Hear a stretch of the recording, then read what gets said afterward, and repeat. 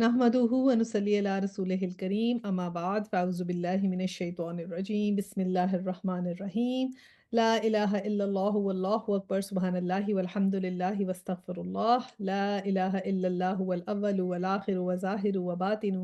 युहयी व युमीतु व हुवा हय्युन ला यमूतु बियदिहिल खैर व हुवा अला कुल्लि शैइन क़दीर रब्बना ला तुज़िग़ क़ुलूबना बअद इज़ हदैतना व हब लना मिन लदुनका रहमा इन्नका अंतल वहाब रब्बि इश्रह लिी सदरी व यस्सिर ली अमरी वहलुल उक़दतम मिन लिसानी यफ़क़हू क़ौली रब्बि ज़िदनी इल्मा अल्लाहुम्मा फ़क़्हिना फ़िद्दीन। अस्सलामु अलैकुम वरहमतुल्लाहि वबरकातुहू। जी, सूरह अश-शूरा का जो है हमने आया 14 की तिलावत से हम शुरू करते हैं इंशाअल्लाह। وما تفرقوا إلا من بعد ما جاءهم العلم بغيا بينهم ولولا كلمة سبقت من ربك إلى أجل مسمى لقضي بينهم وإن الذين أورثوا الكتاب من بعدهم لفي شك منه مريب. लोगों में जो तफरका रूनुमा हुआ है वो इसके बाद हुआ कि उनके पास इल्म आ चुका था और इस बिना पर हुआ कि वो आपस में एक दूसरे पर ज्यादती करना चाहते थे। अगर तेरा रब पहले ही ये ना फरमा चुका होता कि एक वक्त मुकर्रर तक फैसला मुलतवी रखा जाएगा तो इनका कजिया चुका दिया गया होता। और हकीकत यह है कि अगलों के बाद जो लोग किताब के वारिस बनाए गए वो उसकी तरफ बड़े इस्तराब अंगेज शक में पड़े हुए हैं। अच्छा, ये बड़ी इंपॉर्टेंट आया है और इसमें देखिए जैसे पीछे हमने जिक्र था पढ़ रहे थे हम कि जिसको अल्लाह सुब्हानहू व तआला ने हज़रत सल्लल्लाहु अलैहि वसल्लम को कहा कि और भी नबी हैं जो ये 5 जो जो थे उलुल अज़्म अंबिया के नाम आए पिछली आया में। और अल्लाह सुब्हानहू व तआला ने बताया कि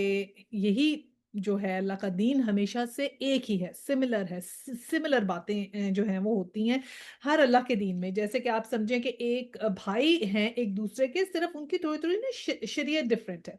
कि शरीयत में तो फ़र्क हो सकता है कि थोड़ी सी हज़रत मूसा अलैहिस्सलाम की शरीयत तौरा में डिफरेंट हो और अब सल्लल्लाहु अलैहि वसल्लम की जो शरीयत है वो डिफरेंट हो। लेकिन अब ये जो 5 उलुल अज़्म अंबिया हैं, हज़रत इब्राहीम, हज़रत नूह, हज़रत मूसा, हज़रत ईसा और हज़रत मोहम्मद सल्लल्लाहु अलैहि वसल्लम। तो हम मक्का वाले भी कहते थे ना वो जो है वो मिल्लत इब्राहीमी से हैं और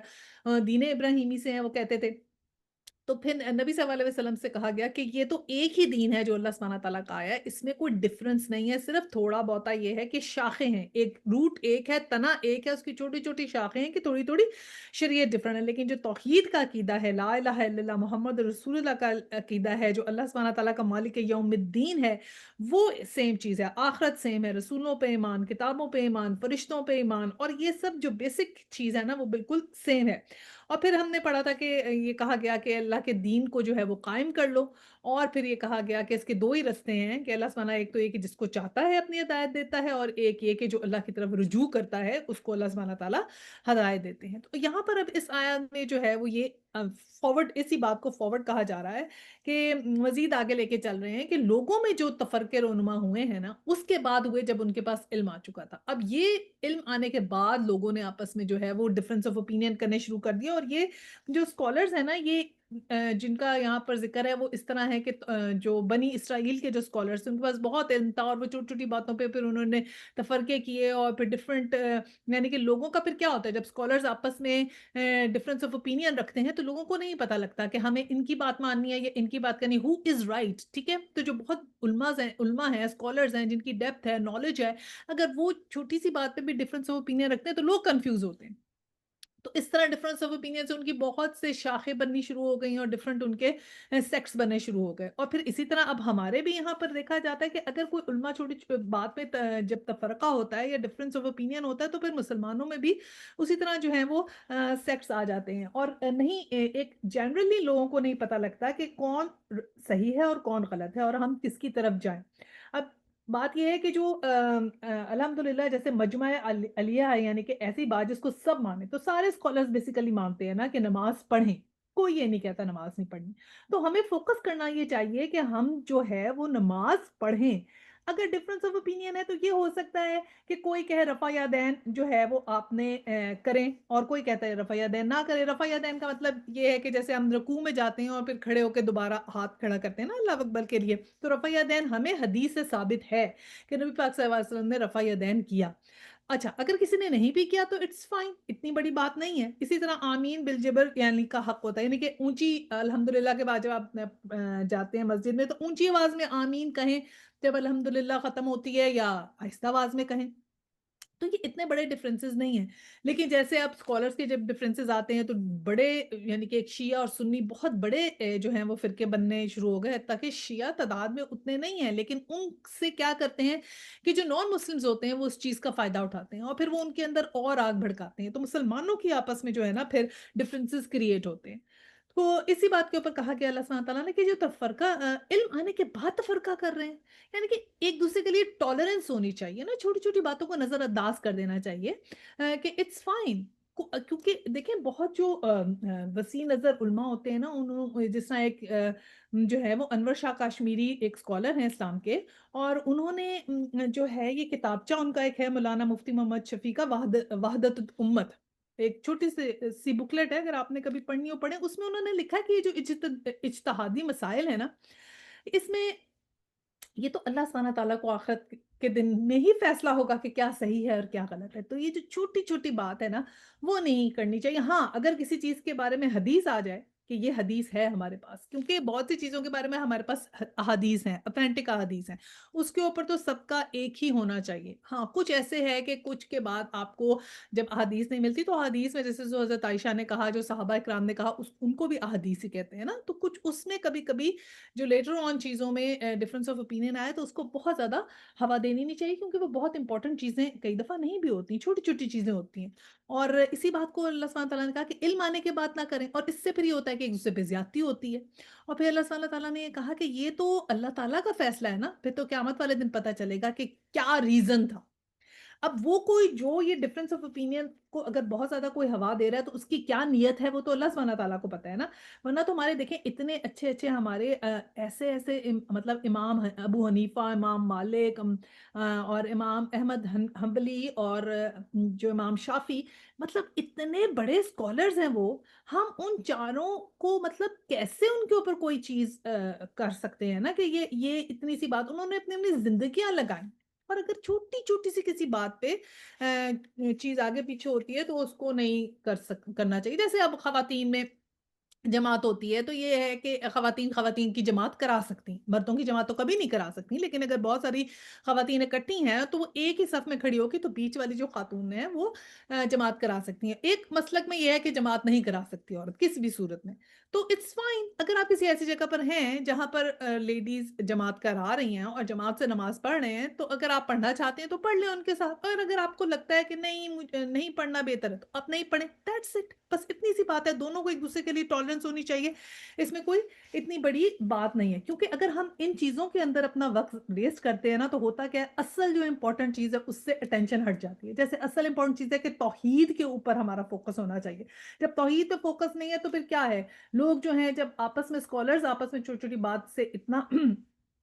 جو ہے وہ پرابلم کریں گے یا اس کو زیادہ ہوا ہوگی تو پھر لوگ جو ہیں وہ ارد گرد ان لوگوں کو پتہ نہیں چلے گا، تو پھر وہ کیا ہوتا ہے، ان کا بھی ڈائلیوٹ ہوتا ہے ایمان، اور جو امپورٹنٹ ایشو ہیں جیسے توحید اور شرک نہ ہو تو پھر کیا ہوا کہ جیسے ہم پاکستان میں بہت ہی کم مؤسسے ہیں جس میں عورتوں کے لیے انتظامات ہیں، تو عورتوں کا کیا ہوا کہ مسجدوں میں جانا بند ہوا، عورتوں کا رخ ہی نہیں ہوتا مسجد کی طرف، تو پھر عورتوں نے کیا کیا کہ ٹھیک ہے بھائی وہ مزاروں میں جانی شروع ہو گئی، وہاں مزاروں کے رخ کر لیے انہوں نے، وہاں جا کے دعائیں مانگنے لگے، تو وہ جو چیز روکنی چاہیے تھی کہ ادھر جا کے نہیں کریں، یہ شرک میں شامل نہ ہو، یہ شرک کے اس ایلیمنٹ میں آ جاتا ہے، یہ چیزیں مت کریں، اس سے فوکس ہٹ گیا۔ یا پھر جو بھی ہمارے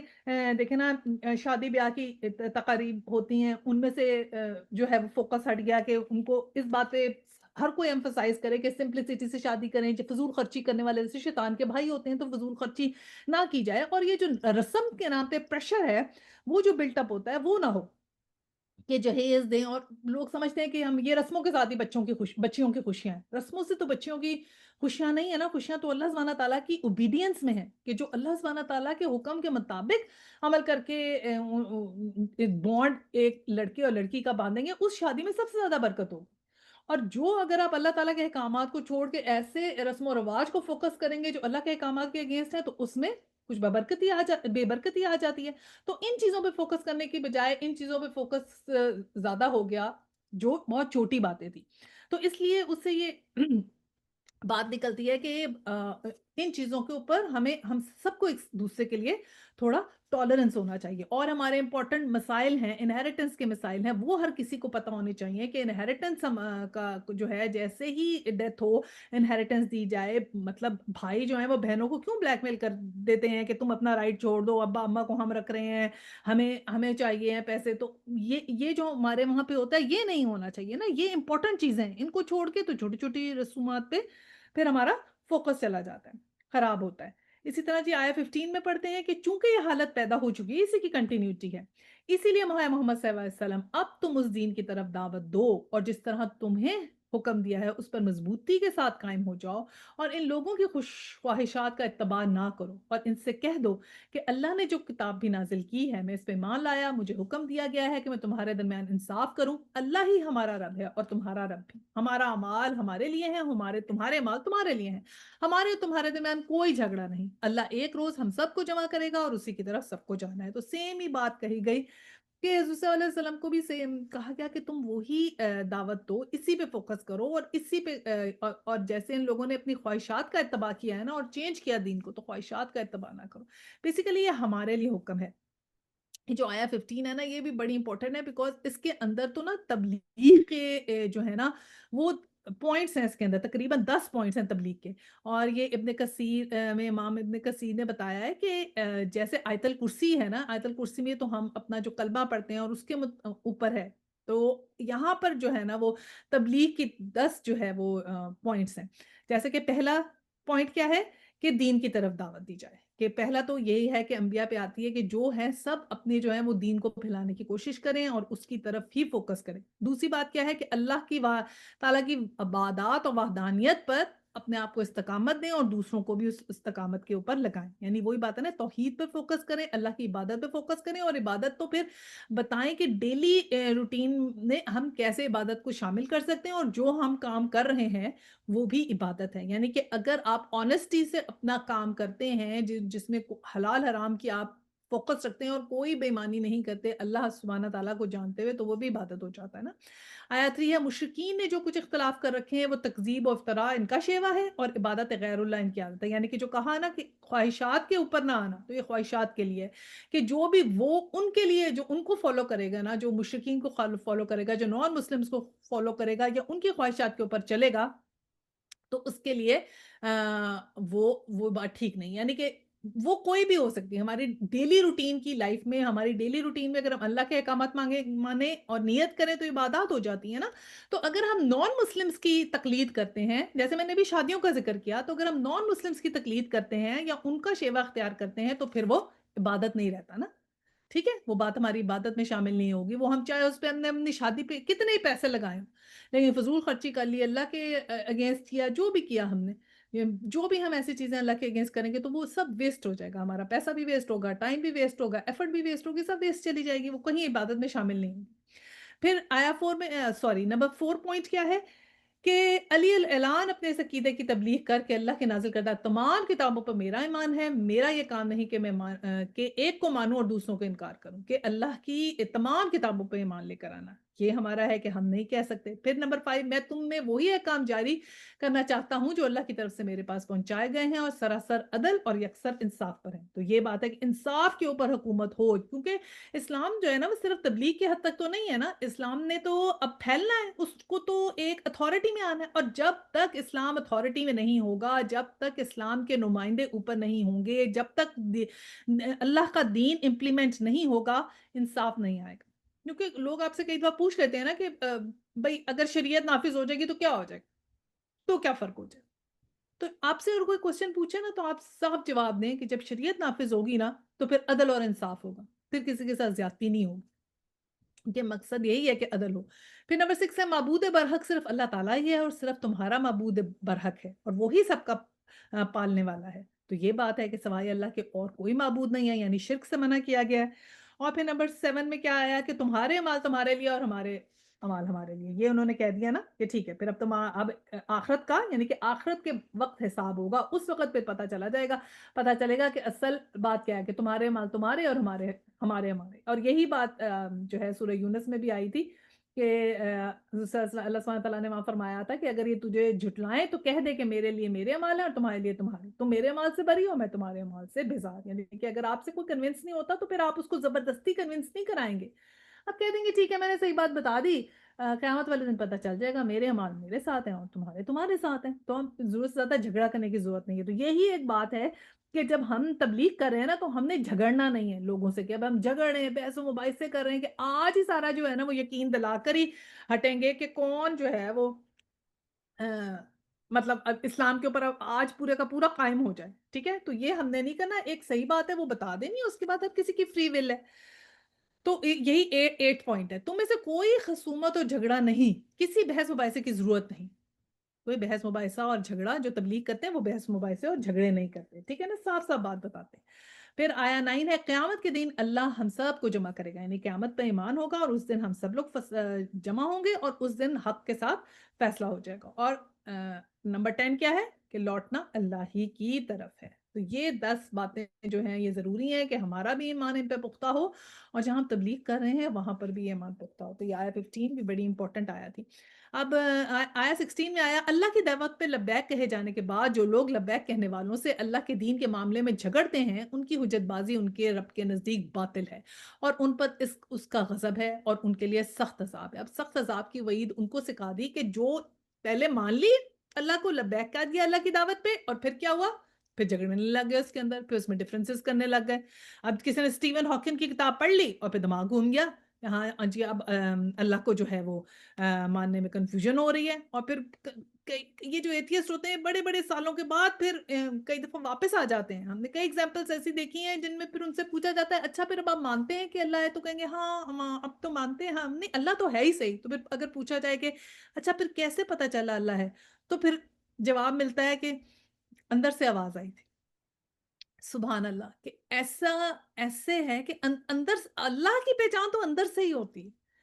तो एथियस्ट भी जो होते हैं जो यूं ट्रैक से उतर जाते हैं फिर अल्हम्दुलिल्लाह ट्रैक पे वापस भी आ जाते हैं, ये तो उनकी खुशकिस्मती और खुदा ना खास्ता अगर वापस ना आए तो वो तो फिर तो बहुत सख्त गजब अल्लाह ताला को उनके ऊपर आ गया ना।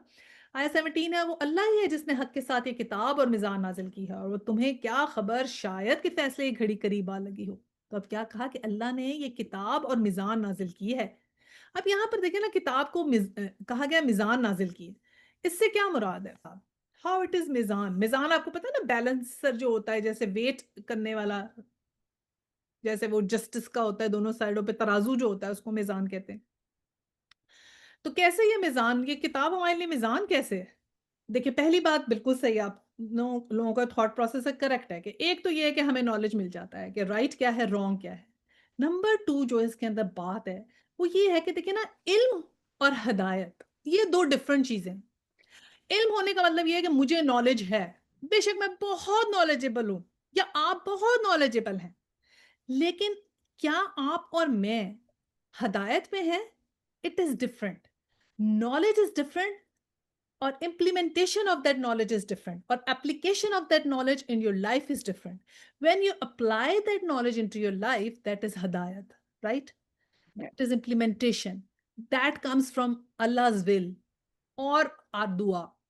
जब हम अल्लाह से दुआ मांगते हैं कि हमें हदायत मिल जाए, तो उसका मतलब ये है कि हम अल्लाह से दुआ मांगते हैं कि ये जो मीज़ान है, ये हमारी ज़िंदगियों में शामिल हो जाए, राइट और रॉन्ग की तमीज़, ठीक है? तो ये तो एक बात हो गई। और जो सेकंड बात है ना कि ये मीज़ान कैसे है, तो क़यामत के दिन जो है ना, इस किताब की बेसिस पे हमारा एग्ज़ाम होगा। कि हमारे जो अमाल राइट हैं वो एक तरफ रखे जाएँगे, जो इस किताब की रूह से, जो हमें अल्लाह ताला ने इल्म दिया है ना कि ये मैंने बुक में तुम्हें ये बात कही थी। तो अब ये बुक में जो राइट थी, ये राइट साइड पे जाएगा, जो बुक में रॉन्ग थी, जो हमारी गलतियाँ होंगी वो लेफ्ट साइड पे जाऊँगी तो जाएँगी। तो ये जो हमारा इम्तिहान होगा ना क़यामत वाले दिन, वो भी इस बुक की बेसिस पे होगा। तो ये बुक उस दिन भी हमारे लिए मीज़ान के तौर पर एक्ट करेगी। ठीक है? तो एक इल्म के तौर पर और एक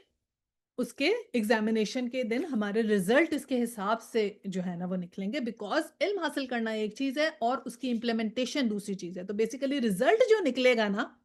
وہ امپلیمنٹیشن سے نکلے گا. علم تو جیسے آپ سب نے کہا ہمیں علم ملتا ہے، علم مل گیا ٹھیک ہے، میں بھی نالجبل ہوں، آپ بھی نالجبل ہیں، لیکن اس نالج سے کیا ہم بخشے جائیں گے؟ اگر آپ اور میں صرف نالج اکٹھا کر لیں اور اسے اپنی لائف میں امپلیمنٹ ہی نہ کریں تو اس علم کا کیا، کسی کو بھی کوئی فائدہ نہیں ہوگا. بہت سے نان مسلمز ہیں وہ قرآن پڑھتے ہیں، بٹ اگر وہ مسلمان نہیں ہوتے یا یقین نہیں کرتے، وہ نالج کے لیے پڑھتے ہیں نا کہ دیکھیں تو صحیح ان کے قرآن میں ہے کیا. فائدہ تو اس سے ہی ہوتا ہے جو کہ یقین لے آتا ہے، مسلمان ہو جاتا ہے، ٹھیک ہے نا. تو یہ ایکچولی ہمارے ایگزامینیشن کے رزلٹ کے طور پہ میزان کے لیے استعمال ہوگی، ٹھیک ہے. اور اسی لیے تو اس کے آگے آیا نا، تمہیں کہا گیا تمہیں کیا خبر شاید کہ فیصلے کی گھڑی قریب لگی ہو. دیکھیں نا نیکسٹ بات اسی کی کنٹینیوٹی ہے کہ فیصلے کی گھڑی قریب آ گئی ہے، تمہیں کیا پتا قیامت قریب ہو، تو تم کیوں یہ چانس لے رہے ہو کہ جو تمہیں قرآن میں بتا دیا اس سے اگینسٹ جا رہے ہو. اور وہ کچھ بھی ہو اس کے لیے تمہیں فوراً اور فوراً اللہ سے جو ہے نا وہ رجوع کرنا چاہیے، کیونکہ قیامت کے دن تو بس آنے ہی والا ہے. جس دن جس کی موت ہے وہ اس کے لیے قیامت کا دن ہے، کیونکہ حساب اس کا حساب تو اسی دن ہی شروع ہو جائے گا. فرشتے تو اسی دن آ جاتے ہیں قبر میں حساب لینے کے لیے، ٹھیک ہے نا.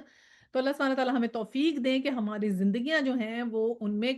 جیسی یہ کتاب ہے اور جو اس کا میزان ہے اس کے حساب سے ہم ان پہ امپلیمنٹیشن اپنی لائف میں کریں، اور یہ ہمیں اللہ سبحانہ تعالیٰ اس میں کامیابی دیں، آمین.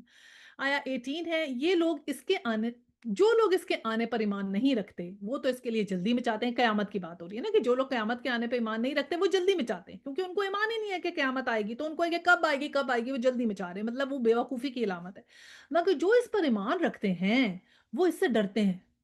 اور جانتے ہیں کہ یقیناً وہ آنے والی ہے. خوب سن لو، جو لوگ اس گھڑی کے آنے میں شک ڈالنے والی بحثیں کرتے ہیں وہ گمراہی میں بہت دور نکل گئے. اب دیکھیں کئی دفعہ آپ نے سنا ہے لوگ ایسی بات آپ کے کانوں میں آئی ہو کہ لوگ کہتے ہیں کہ میں تو تنگ آ گئی ہوں زندگی سے، اس سے تو مجھے موت آ جائے خدا نہ خواستہ. کئی دفعہ لوگ ایسے ہوتے ہیں جو کہتے ہیں بھئی سب کچھ تو کر لیا ہم نے زندگی میں، ہمیں اب کیا کرنا ہے، بس اب تو موت کا انتظار ہے، رائٹ. پھر اس طرح دیکھیں اس طرح کا کانفیڈنس جو ہوتا ہے نا، یہ اس سے ڈرنا چاہیے. کئی دفعہ انسان کو ایسے لگتا ہے کہ میں نے کافی کچھ کر لیا اپنی لائف میں، مجھے کچھ اور اب کیا میں نے خاص کرنا ہے، بس ٹھیک ہے اب بس موت ہی آ جائے تو ٹھیک ہے. مطلب وہ اتنے کانفیڈنٹ ہوتے ہیں اپنی صحیح زندگی پہ، یہ بھی ایک ڈرنے کی بات ہے.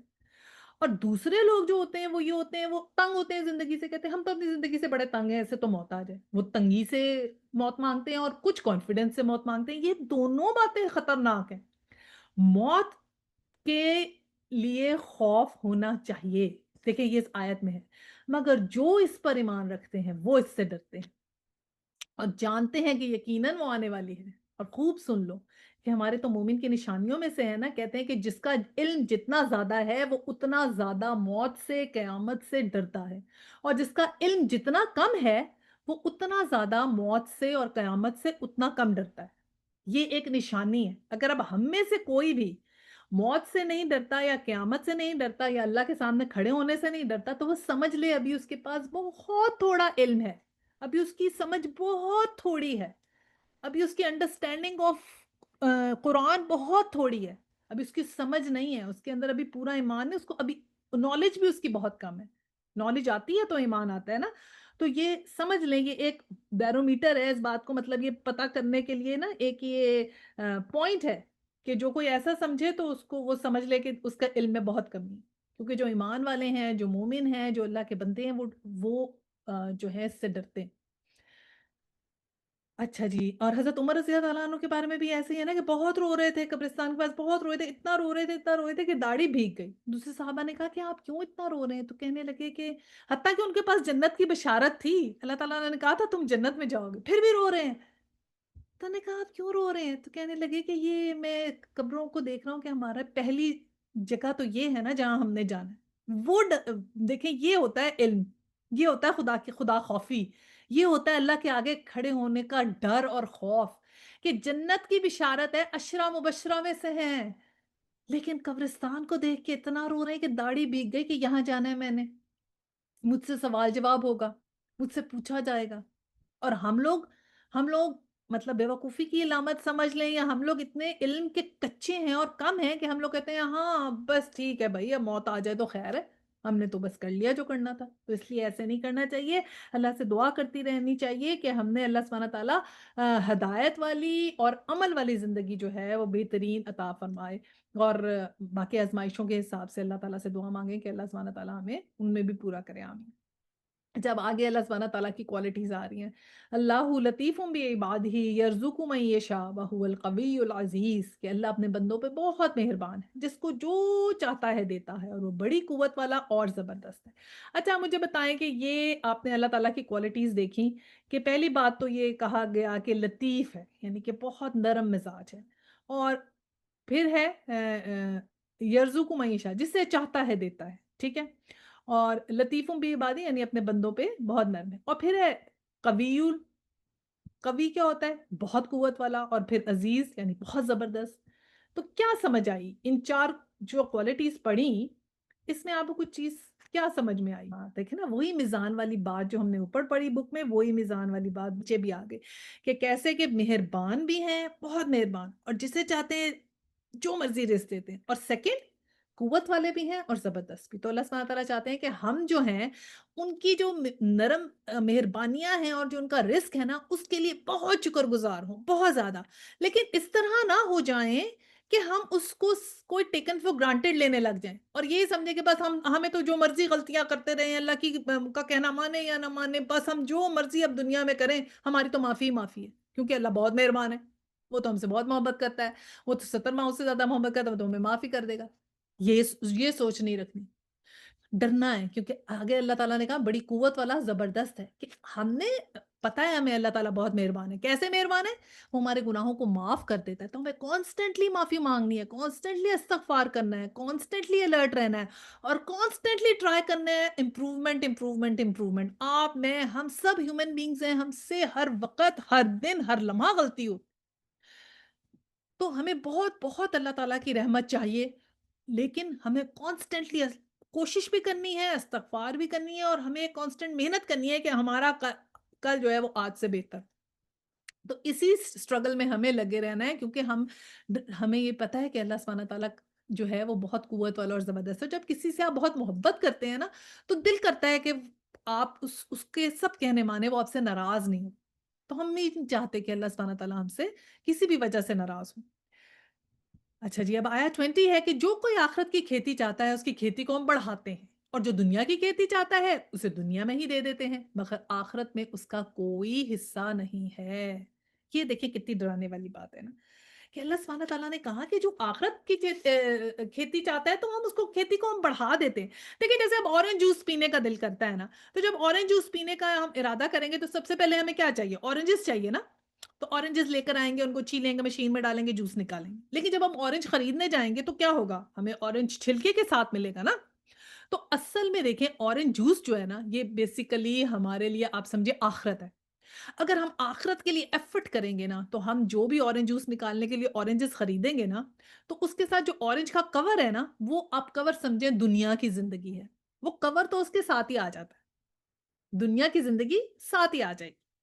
और वो जो ऑरेंज और ऑरेंज का जूस हमने लिया, वो आखिरत की ज़िंदगी है, कोशिश हमने करनी है, हमने ऑरेंज जूस लेना है। तो वो जो छिलका है ना, जो दुनिया है, वो तो साथ ही मिल जाएगी। यानी अगर हम आखिरत की कोशिश करेंगे, तो हमारी दुनिया भी सँवर जाएगी। आखिरत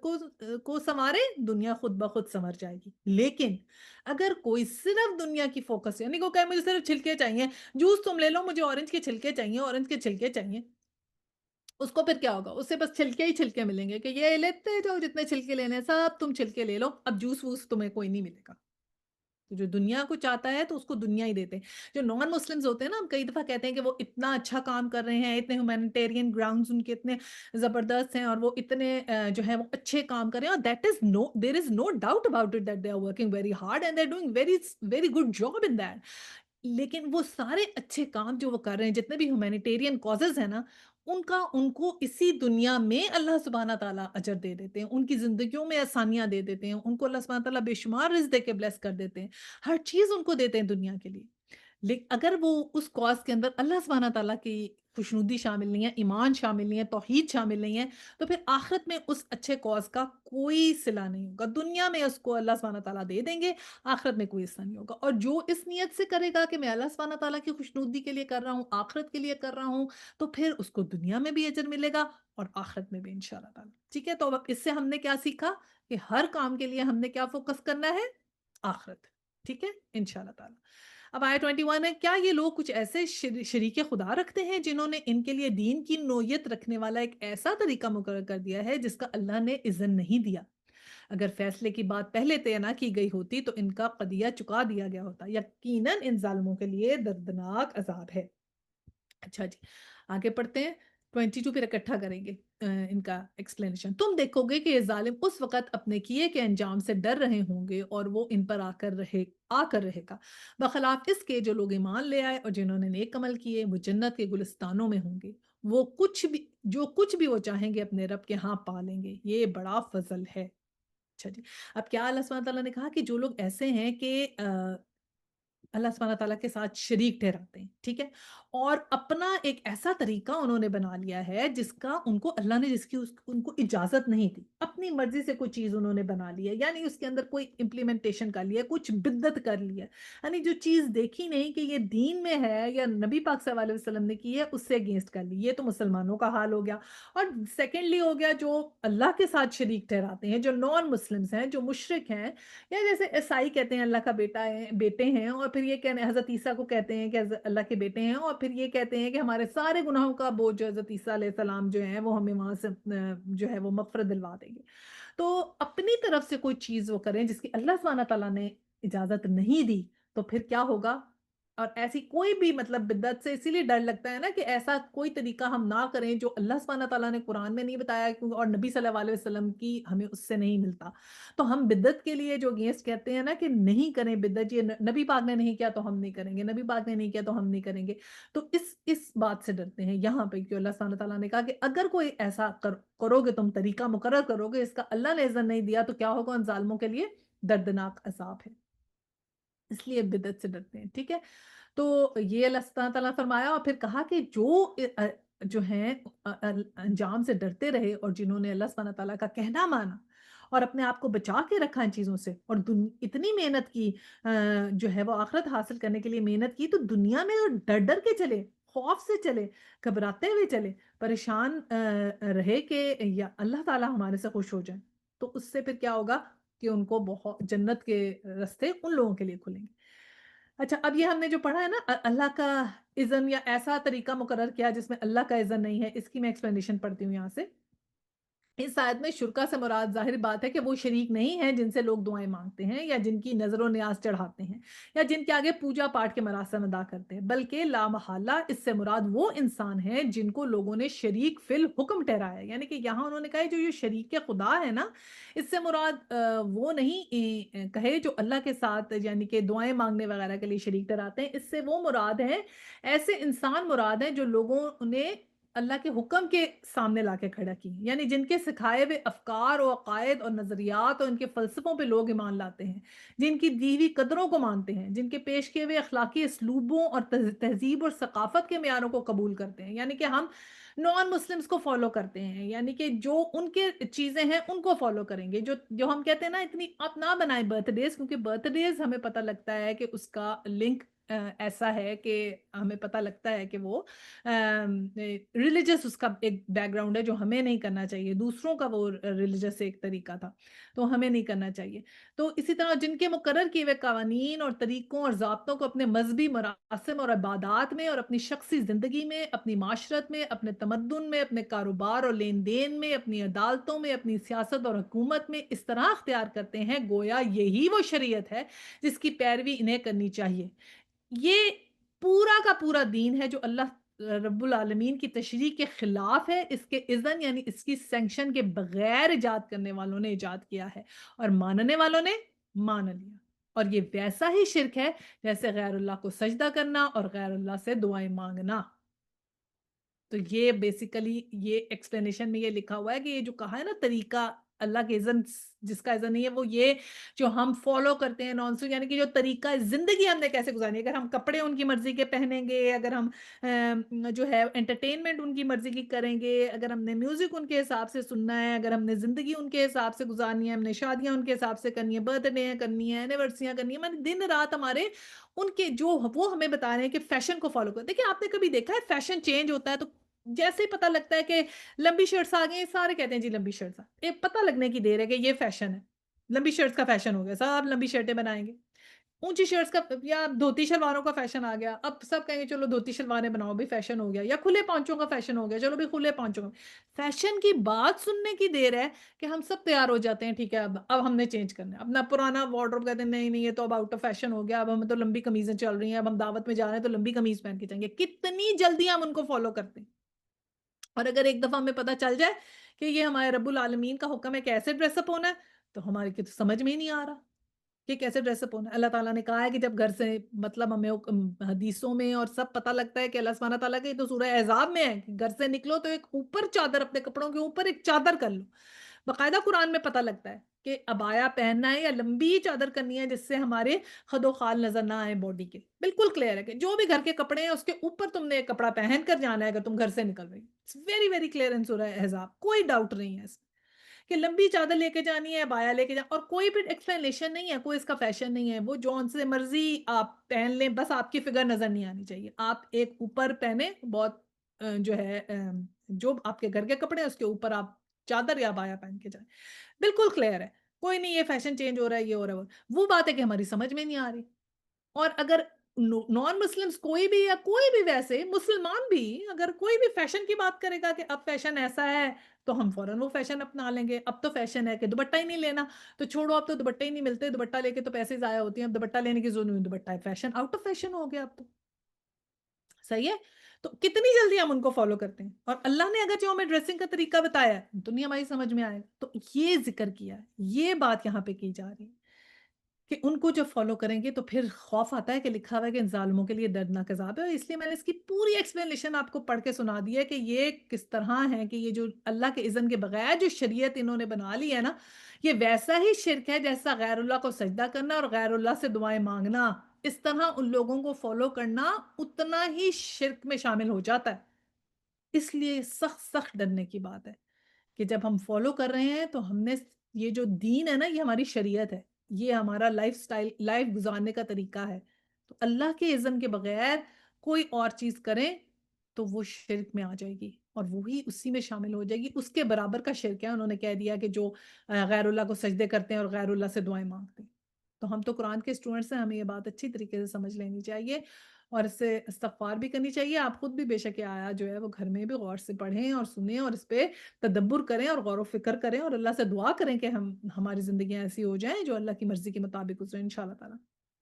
آیت 22 ہے، تم دیکھو گے یہ ظالم اس وقت اپنے کیے انجام سے ڈر رہے ہوں گے اور وہ ان پر آ کر رہے گا، بخلاف اس کے جو لوگ ایمان لے آئے ہیں اور جنہوں نے نیک عمل کیا وہ جنت کے گلستانوں میں ہوں گے اور جو کچھ وہ چاہیں گے اپنے رب کے ہاں پائیں گے، یہ بڑا فضل ہے۔ یہ ہم نے پہلے ترجمہ پڑھ لیا تھا لیکن پھر یہی اللہ سبحانہ تعالیٰ نے کہا کہ جو آ، آ،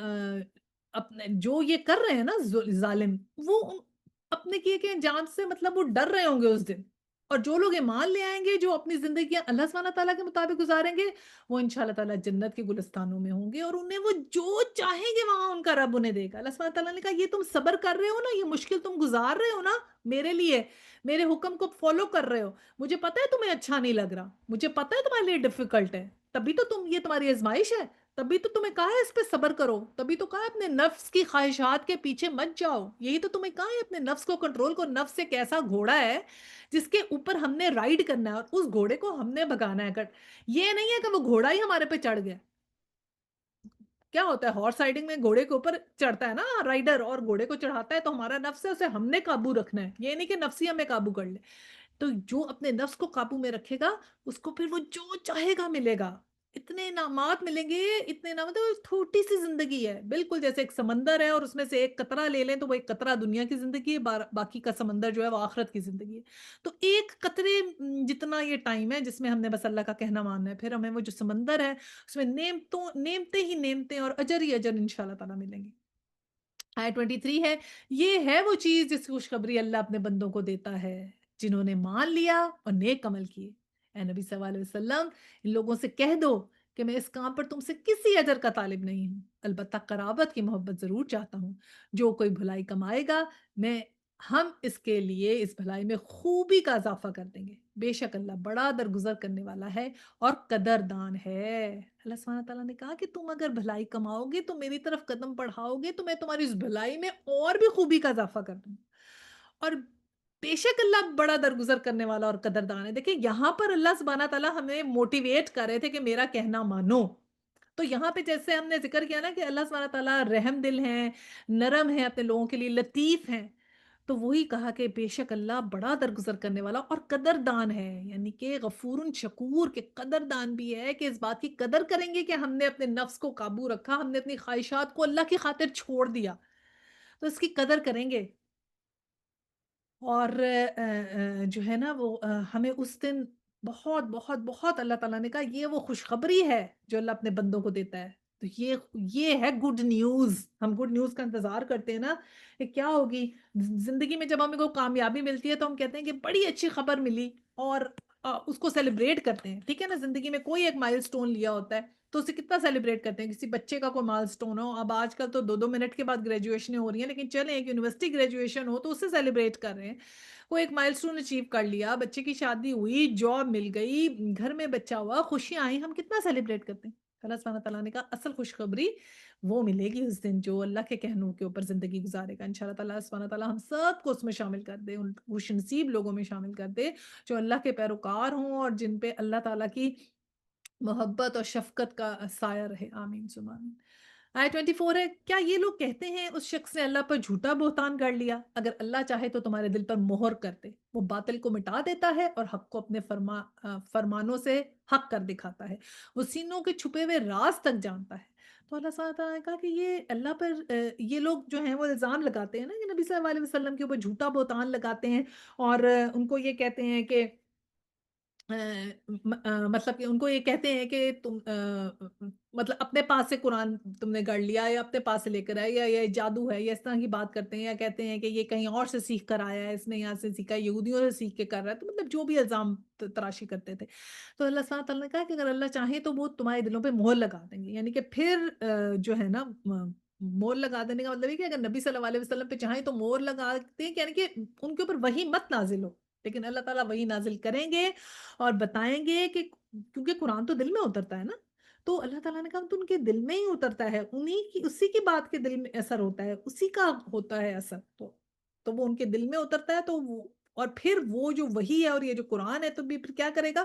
حق کو اور باطل کو ڈفرینشیٹ کر دے گا، اور پھر اللہ سبحانہ تعالیٰ سب کچھ جانتے ہیں جو کہ ہمارے دلوں میں ہے،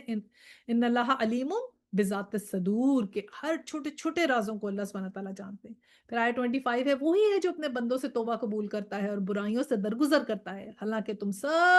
لوگوں کے سب افعال کا اسے علم ہے۔ تو لطیف خبیر ہے اللہ سبحانہ تعالیٰ، اندر جو چھپی ہوئی برائیاں ہیں ان کو بھی اللہ تعالیٰ جانتا ہے۔ تو اب اللہ تعالیٰ پردہ رکھتا ہے برائیوں کا نا، تو ہم اپنی برائیوں سے اللہ تعالیٰ سے جو ہے توبہ کر لیں، اور اللہ تعالیٰ نے کہا میں معاف کر دوں گا، میں درگزر کرتا ہوں ساری برائیاں، چھوڑ دو سارا کچھ، توبہ کر لو، آ جاؤ میری طرف، میں تو معاف کر دوں گا تمہیں، میں تو قدردانی کروں گا کہ تم میرے پاس آئے ہو، تم نے جو کچھ آج تک کر لیا، اب چھوڑ دو، اب تم نے قرآن پڑھ لیا، اب تمہیں سمجھ آ گیا، اب تمہیں بات آ گئی، اب چھوڑ دو، آ جاؤ، میں سب معاف کر دوں گا، تمہارا پچھلا سب معاف ہو جائے گا، تھوڑی سی زندگی رہ گئی ہے، اب تھوڑے سے سال رہ گئے ہیں، کوئی فرق نہیں پڑتا اگر تم 40 سال 50 سال جو ہے وہ غلط کام کرتے رہے ہو، اب معافی مانگ لو، میں کروں گا تمہیں معاف، میں کروں گا تمہاری قدردانی۔ کتنا اچھا رب ہے ہمارا، اور پھر بھی ہم اپنے رب کا کہنا نہیں مانتے۔ 26 وہ ایمان لانے والوں اور نیک عمل کرنے والوں کی دعا قبول کرتا ہے اور اپنے فضل سے ان کو اور زیادہ دیتا رہے، اور انکار کرنے والے تو اس کے لیے دردناک سزا ہے۔ تو یہ پھر بیلنس کی بات ہوگی، میزان کی بات ہوگی کہ کیا جو نیک عمل کرتے ہیں، ایمان لاتے ہیں، ان کی اللہ تعالیٰ دعائیں قبول کرتا ہے، اور اس بات کا تو ہمیں یقین ہے نا، جس کو ہم ذرا سا دیکھتے ہیں کہ وہ نیک ہے تو ہم وہ نیک ہے کہ نہیں ہمیں تو نہیں پتا، ہم سمجھتے ہیں کہ وہ کوئی نیک ہے تو اس کو ہم کہہ دیتے ہیں ہمارے لیے دعا کرنا، یہ ہم اپنے فہم سے سمجھتے ہیں وہ نیک ہے،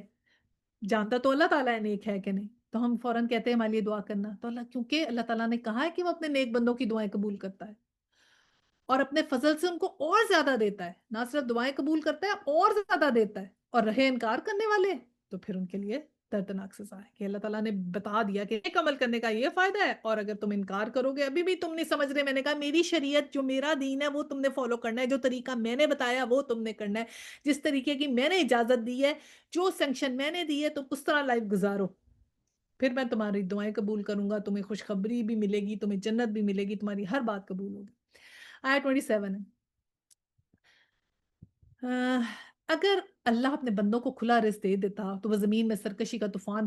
برپا کر دیتے، مگر وہ ایک حساب سے جتنا چاہتا ہے نازل کرتا ہے، یقیناً وہ اپنے بندوں سے باخبر ہے اور ان پر نگاہ رکھتا ہے۔ اب اللہ سبحانہ تعالیٰ نے کہا میں سب سے باخبر ہوں، میں سب پہ نظر ہے، مجھے پتا ہے میں کس کو کتنا رزق دے رہا ہوں، کیونکہ اللہ سبحانہ تعالیٰ نے تو یہ بات کہی ہے نا کہ کوئی کسی کو زیادہ رزق دے دینا اس کے لیے فتنہ بن جاتا ہے۔ یہ حدیث قدسی ہے کہ حضور صلی اللہ علیہ وسلم نے فرمایا کہ اللہ تعالیٰ فرماتے ہیں کہ میرے بندوں میں سے کچھ ایسے ہیں کہ اگر میں ان کو غنی کر دوں تو وہ غنی غنی ہونا ان کو بگاڑ دے، اور میرے ایسے بندے بھی ہیں کہ اگر میں ان کو فقیر کر دوں تو فقیر ہونا ان کو بگاڑ دے، کہ اللہ تعالیٰ جانتے ہیں کس کو کیسا رزق دوں گا تو وہ ٹھیک رہے گا، کہ اللہ تعالیٰ کی نظر ہے اپنے سب بندوں پہ۔ تو ہمارے اس سے ہمیں کیا سبق حاصل ہوتا ہے کہ جو رزق ہمارے پاس ہے وہ بہترین ہے۔ اچھا رزق میں کیا کیا شامل ہے؟ بہترین رزق کیا ہے؟ ہدایت بہترین رزق۔ تو اب ہم نے کیا کیا کہ اللہ سبحانہ تعالیٰ جس سے چاہتا ہے تو کھلا دیتا ہے اور تنگ دیتا ہے، تو اس لیے اس کا مطلب ہے ہدایت بھی کسی کو زیادہ ہے کسی کو کم ہے، لیکن ہم نے کیا کرنا ہے؟ ہدایت ہم نے دعا سے ہمیں ملے گی۔ یہ جو رزق ہے یہ تو وہ ہے جو بغیر دعا کے مل جاتا ہے، اور ہم نے جو بہترین رزق اگر لینا ہے تو اس کے لیے دعا کرنی ہے، ٹھیک ہے؟ ہدایت کی انشاءاللہ تعالیٰ۔ آیت 28 وہی ہے جو لوگوں کو مایوس ہو جانے کے بعد می برساتا ہے اور اپنی رحمت پھیلا دیتا ہے، اور وہی قابل تعریف ہے، یعنی کہ جو لوگ مایوس ہو جاتے ہیں ان کو اللہ تعالیٰ پھر ان کو می برسانے کا مطلب یہ ہے کہ اپنی رحمت پھیلاتا ہے تو ان کو پھر خوشخبری دے دیتا ہے، ایک دفعہ پھر وہ زندہ ہو جاتے ہیں، کئی دفعہ اس کی رحمت سے بالکل ہی مایوس ہو جاتے ہیں کہ اب تو ہمارا کچھ نہیں بن سکتا، لیکن اللہ تعالیٰ ان کو ان کے اندر بھی جو ہے زندگی دیتا ہے، ان کو پھر خوش کر دیتا ہے۔ آیا 29 اس کی نشانیوں میں سے ہے یہ زمین اور آسمان کی پیدائش اور یہ جاندار مخلوقات جو اس نے دونوں جگہ پھیلا رکھی ہیں، وہ جب چاہے ان کو اکٹھا کر سکتا ہے۔ تم پر جو بھی مصیبت آتی ہے تمہارے اپنے ہاتھوں کی کمائی سے آئی ہے، اور بہت سے کثیروں سے وہ ویسے ہی درگزر کر جاتا ہے۔ اب یہ جو ہے نا مصیبت آئی ہے اپنے ہاتھوں کی کمائی سے آئی ہے، اس کا کیا مطلب ہے؟ تو اصل میں بات یہ ہے کہ دیکھیں نا، ایسے ہم پڑھتے ہیں تو ہمیں یہی لگ رہا ہے کہ یہ بات اس طرح ہے کہ جو ہم بات کریں گے اگر ہم غلط عمال کریں گے تو ہم پہ مصیبت آئے گی، لیکن جب ہم اس کی ایکسپلینیشن پڑھتے ہیں تو ہمیں پتہ لگتا ہے کہ یہ صرف اور صرف مکہ والوں سے اللہ سبحانہ تعالیٰ نے نا اس میں جنرالٹی نہیں ہے، اس آیت میں بہت سی آیات میں ہم جنرالٹی بھی کرتے ہیں نا کہ یہ ایسے ہے اور یہ ایسے ہے، تو اس آیا میں جنرالٹی نہیں ہے، یہ صرف اور صرف مکہ والوں یعنی مشرکوں سے ہے ان جنرل، لیکن اسپیسیفکلی مکہ کے مشرکوں سے اللہ سبحانہ تعالیٰ نے اس کے اوپر اس سے ایڈریس کیا ہے، اور کیونکہ جنرالٹی میں جیسے جو مومن ہے نا، مومن کے اوپر اللہ سبحانہ تعالیٰ کبھی بھی جو ہے نا عذاب نہیں آتا، مشکل نہیں آتی، اور یہ مسلم اور بخاری میں حدیث ہے کہ جو بھی مشکل مومن پر پڑتی ہے، یا جو رنج یا جو غم اور جو فکر اور تکلیف آتی ہے، حتیٰ کہ اگر کانٹا بھی اس کو چبھتا ہے تو اللہ تعالیٰ اس کو اس کی کسی نہ کسی خطا کا کفارہ بنا دیتا ہے، ٹھیک ہے؟ یہ تو ہے مومن کی عام زندگی، یعنی جو مومن عام زندگی گزار رہا ہوتا ہے اور اس کو کوئی غم کوئی تکلیف کوئی فکر ہوتی ہے نا تو اس کو کسی خطا کا اللہ تعالیٰ کفارہ بنا دیتے ہیں، اور اگر اب جو کوئی مسلم جو ہے وہ مومن جو ہے وہ اللہ کی راہ میں جد و جہد کرتا ہے، اللہ کا کلمہ بلند کرنے کے لیے ایفرٹ کرتا ہے، اور اس ایفرٹ میں اس کو جو کچھ وہ برداشت کرتا ہے یا جو اس کی غلطیاں ہوتی ہیں، جو اس میں مشکلات آتی ہیں، یعنی اس لائف سے دوسری لائف میں جو ہم ہجرت کرتے ہیں یا ہم جہاد کرتے ہیں اپنے اس سے اللہ کا کلمہ بلند کرنے کے لیے، تو وہ اس میں جو مشکلات آتی ہیں نا وہ اس کی ترقی اور درجات بلند ہوتے ہیں، پھر وہ اونچے سے اونچے درجے میں جاتا ہے۔ تو اسی لیے جو بھی لوگ ہجرت کرتے ہیں اللہ کی راہ کو یا اللہ کا کلمہ بلند کرنے کے لیے جدوجہد کرتے ہیں ان کے پھر درجات بڑھتے ہیں، ٹھیک ہے؟ اور جو گناہوں کی جو ایکسیس جو ہوتی ہے نا وہ مشکلات اس سے آتی ہیں، یہ جیسے ہم نے عاد اور سمود کی قوم پہ دیکھا نا، وہ جو بشری قوم تھے تو پھر ان کے اوپر اللہ تعالیٰ کا عذاب آیا، لیکن جو مومن ہوتا ہے اس کے اوپر کبھی نہیں، مومن کے ساتھ جو ہے نا جو مشکل ہوتی ہے نا مومن کے اوپر وہ تین اس کی چیزیں ہوتی ہیں۔ ایک تو یہ کہ اس کے گناہ کا کفارہ بنتی ہے، یا مومن کا درجہ بلند کرتی ہے، یا پھر مومن کی تربیت بھی ہو جاتی ہے، یعنی اس کو سمجھ آ جاتی ہے کہ میں نے کس طرح چلنا ہے اور کس طرح نہیں۔ ابن ابی حاتم میں روایت ہے سیدنا علی رضی اللہ تعالیٰ عنہ کے قول سے مروی ہے کہ اس میں ابو حجیفہ رحمۃ اللہ جب سیدنا علی رضی اللہ تعالیٰ عنہ کے پاس آئے تو آپ رضی اللہ تعالیٰ عنہ نے فرمایا کہ میں تمہیں ایک ایسی حدیث سناتا ہوں جسے یاد رکھنا مومن کا فرض ہے۔ پھر اس آیت کی انہوں نے تفسیر کر کے سنائی، اور مسند میں ہے کہ مسلمان کے جسم میں جو تکلیف ہوتی ہے اس کی وجہ سے اللہ تعالیٰ اس کے گناہ معاف فرماتا ہے۔ یہ مسند احمد کی 98/4 بالکل صحیح حدیث ہے۔ اچھا جی، یہ ہو گیا۔ اب آیت 31، تم زمین میں اپنے خدا کو عاجز کر دینے والے نہیں ہو اور اللہ کے مقابلے میں تم کوئی حامی و ناصر نہیں رکھتے۔ 32 اس کی نشانیوں میں سے ہیں یہ جہاز جو سمندر میں پہاڑوں کی طرح نظر آتے ہیں۔ اللہ جب چاہے ہوا کو ساکن کر دے گا اور یہ سمندر کی پیٹھ پر کھڑے کے کھڑے رہ جائیں گے۔ اس میں بڑی نشانیاں ہیں اس شخص کے لیے جو کمال درجہ صبر و شکر کرنے والا ہو۔ تو یہاں اللہ سبحانہ تعالیٰ نے ہمیں کیا بتایا کہ اللہ کے ہی لاز ہیں، اللہ کے فزیکل لاز ہیں۔ جب اللہ چاہتا ہے تو فزیکل لاز کی وجہ سے سب چیزیں ہوتی ہیں، یعنی کشتیاں بھی چل رہی ہیں تو اللہ تعالیٰ نے یہ لاز بنائے ہیں نا، اس کی وجہ سے کشتی تیرتی ہے، یا کوئی بھی آپ دیکھتے ہیں بطخیں تیرتی ہیں، جو بھی جانور تیرنے والے ہوتے ہیں جب وہ تیرتے ہیں تو کس طرح تیرتے ہیں۔ تو اللہ تعالیٰ نے کہا یہ تو نشانیاں ہیں ان لوگوں کے لیے جو اللہ تعالیٰ پر ایمان لاتے ہیں، اور جو اللہ تعالیٰ کی اس کے اوپر پھر دیکھتے ہیں کہ وہ لا تو اللہ تعالیٰ کے ہیں۔ جس دن اللہ تعالیٰ چاہیں وہ لا ختم کر دیں تو کیا ہے، کشتی وہ تو کیا پانی تیز چلنے لگ جائے کشتی اوپر سے نیچے ڈوب جائے گی، لیکن اگر وہ لا ختم ہو جائے گا تو کوئی بھی چیز نہیں تیر سکتی پھر سمندر کے اوپر، اگر وہ لا ہی اللہ تعالیٰ ختم کر دیں۔ ٹھیک ہے نا، یہ جو گریوٹی ہے، ہم گریوٹی کی وجہ سے زمین میں ہم لوگ چل پھر سکتے ہیں نا، جیسے ہم اسپیس میں جاتے ہیں گریوٹی ختم ہو جاتی ہے تو کیا ہوتا ہے، اڑنے لگ جاتے ہیں۔ تو اگر گریوٹی نہیں ہوگی، اللہ کا نے جو یہ لا بنایا ہوا ہے، جو ایک یہ پاور بنائی ہوئی ہے، یہ ختم ہو جائے گی تو پھر کچھ بھی نہیں ہوگا۔ تو یہ نشانیاں اللہ تعالیٰ کی ہیں۔ تو اللہ تعالیٰ نے کہا اس میں صبر اور شکر کرنے والے جو ہیں نا وہ ان نشانیوں سے اللہ کو پہچانتے ہیں اور ان کا یقین اللہ پہ مضبوط ہوتا ہے، تو پھر وہ اپنی زندگیاں اللہ کے حکم کے مطابق گزارتے ہیں۔ یہ ایک موٹیویشن ہوتی ہے ان کے لیے کہ میرا رب برحق ہے۔ 34 ہے، یا ان پر سوار ہونے والوں کے بہت سے گناہوں سے درگزر کرتے ہوئے ان کے چند ہی کرتوتوں کی پاداش میں انہیں ڈبو دے۔ یہ اللہ تعالیٰ نے اپنی وہاں پہ تعریف جب بتا رہے تھے نا کہ جسے چاہے اللہ تعالیٰ کر دیں کہ نشانیوں سے پیچھے کر دیں، یا پھر جو بھی ان کشتیوں پہ سوار ہوئے ہیں ان کے بہت سے گناہوں سے درگزر کرتے ہوئے ان کے چند ہی کرتوتوں کی پاداش میں انہیں ڈبو دے۔ کہ یہ بھی ہو سکتا ہے کہ جو ان کشتیوں میں سوار ہیں چاہے ان کے بہت سے گناہ اللہ تعالیٰ درگزر کر دیں، لیکن پھر بھی کچھ ایسی کرتوتیں ہوں، جو ایسی خطائیں ہوں کہ جن کو اللہ تعالیٰ نہیں معاف کریں گے۔ ان چھوٹے سے جو ان کے کرتوت ہوں گے نا ان کی وجہ سے انہیں ڈبو دے گا۔ اب یہی ہے انسان کے اعمال کی کمائی، جس کی وجہ سے وہ جو ہے وہ ڈوب جائیں گے۔ تو ہم نے کیا کرنا، ہمیں کیا پتا کون سے گناہ معاف ہو جائیں گے اور کون سے نہیں۔ تو ہمارے لیے لیسن کیا ہے، we have to be very very careful. We have to see کہ ہم نے دیکھنا ہے کہ ہم کہیں ایسا گناہ نہ ہم سے ہو جائے کہ وہ بہت ہمارے لیے ڈیزاسٹرس ہو۔ تو ہم نے پھونک پھونک کے چلنا ہے، اور اس لیے ہر چھوٹی سے چھوٹی چیز کے اوپر ہم نے عمل کرنا ہے۔ اسپیشلی جن چیزوں کا تو قرآن میں کھلا ذکر آ گیا نا ان سے تو کوئی انسان منہ موڑ ہی نہیں سکتا۔ اس سے پہلے تو ہم نے بات کی نا کہ تفرقے کی بات ہوئی کہ کچھ چیزیں ایسے تھیں جن پہ اگر پوری کلیئر حدیث نہیں ہے تو کوئی آپس میں اجتہاد یا صحابہ کرام کی بعد میں بات ہوئی ہے، کوئی تھوڑے سے ڈفرینس آف اوپینین سے بات آئی تو وہ چھوٹی چھوٹی چیزیں انہیں اگنور کر دوں۔ لیکن جو چیزیں قرآن میں کلیئر کٹ کہہ دی گئی ہیں، جس میں جھوٹ بولنا ہے، جس میں غیبت ہے، جس میں اونچی اونچی بولنا ہے، جس میں کا ذکر ہے، جس میں بے ایمانی ہے، جس میں سود ہے کہ سود حرام ہے، اور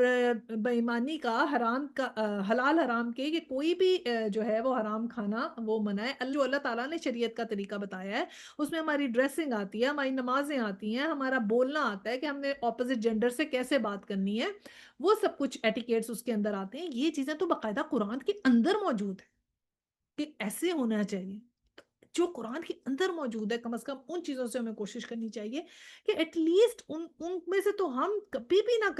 جو ہے اس کے اگینسٹ کرنے والے بنے انشاءاللہ تعالی۔ کہ کیا اللہ تعالیٰ نے کہا کہ بہت سے گناہوں کو درگزر کرتے ہوئے ان کے چند گناہوں کی پاداش میں ان کو میں ڈبو دوں کشتیوں میں جو سوار ہیں۔ اور 35 और उस वक़्त हमारी आयत में झगड़े करने वालों को पता चल जाएगा कि इनके लिए कोई जाए पनाह नहीं है। और फिर अल्लाह सुब्हानहू व तआला ने कहा कि जो झगड़े करते थे, जो उसके बीच में से पॉइंट्स निकालते थे, नहीं, नहीं ऐसे तो नहीं है, ऐसे है, ऐसे नहीं है, ऐसे है, ये नहीं सही, ये सही है, यूँ करके और बहस-वबास करके लोगों को भी जो है उसके इससे भटकाते हैं, तो फिर उनको पता चलेगा कि उन्होंने किया क्या है। छोटी-छोटी बातों पे बहस हो जाती है ना कि पता नहीं दुपट्टा है कि नहीं है, नमाज़ है कि नहीं है, इस तरह की बहुत से छोटे-छोटे इश्यूज़ उठाते हैं और वो लोग जो यूँ करते हैं और लोगों को फिर इस बात से डिस्प्लेस करते हैं, तो फिर उनको उस दिन पता चलेगा।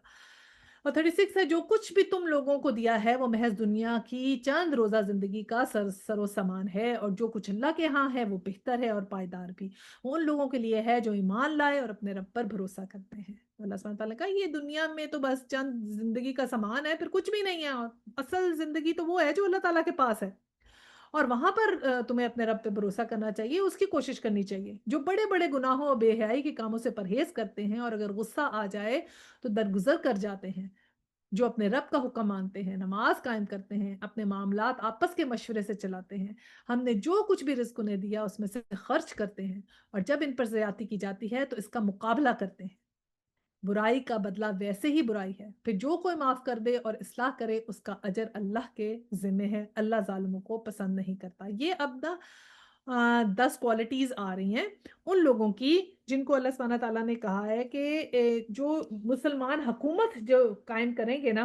उनकी सिफ़ात कैसी होनी चाहिए। जो इस्लामिक एक टीम कायम होगी ना, वो कैसे लोग होने चाहिए। जब इस्लाम जो है वो फ्लरिश करेगा और जब एक पॉलिटिकली तौर पे भी इस्लामिक लीडर्स होंगे, उनकी जो क्वालिटीज़ है ना, वो उनका ज़िक्र हमें यहाँ आया 37 से ऑनवर्ड्स मिलेगा। दुआ करते हैं। وآخر الدعوانا أن الحمد لله رب العالمين سبحانك اللهم وبحمدك نشهد أن لا إله إلا أنت أستغفرك وأتوب إليه. السلام عليكم ورحمة الله وبركاته.